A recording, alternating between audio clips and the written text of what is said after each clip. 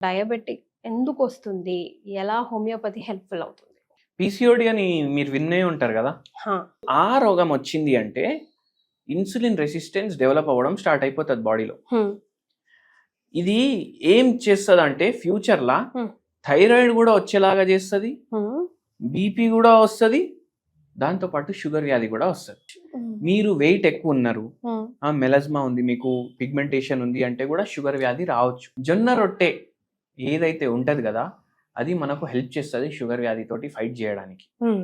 Daily night time మీరు పడుకునేటప్పుడు ఒకటే జొన్న రొట్టె తినండి అంటా నేను. హ్మ్. మార్నింగ్ మీరు రైస్ తినేసేయండి. ఓకే. మళ్ళా స్టీవియా ఉంటది. స్టీవియా అంటే? స్టీవియా అంటే ఏందంటే మంక్ ఫ్రూట్‌ది కూడా షుగర్ వస్తది. హ్మ్. స్టీవియాది కూడా షుగర్ వస్తది. దీంట్లో క్యాలరీలు చాలా తక్కువ ఉంటాయి. ఓకే. మళ్ళా ఇవి న్యాచురల్ ఉంటాయి. ఓహ్! ఇవి వాడండి చక్కెర బదులు. హుహు.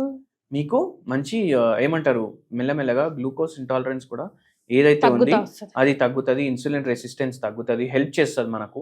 మళ్ళా మన హోమియోపతి మందులు కూడా మంచిగా పనిచేస్తాయి. ఇవన్నీ రోగాలు రివర్స్ అయితాయి. షుగర్ వ్యాధికి హోమియోపతి చాలా మంచి సొల్యూషన్ అని చెప్తాను నేను.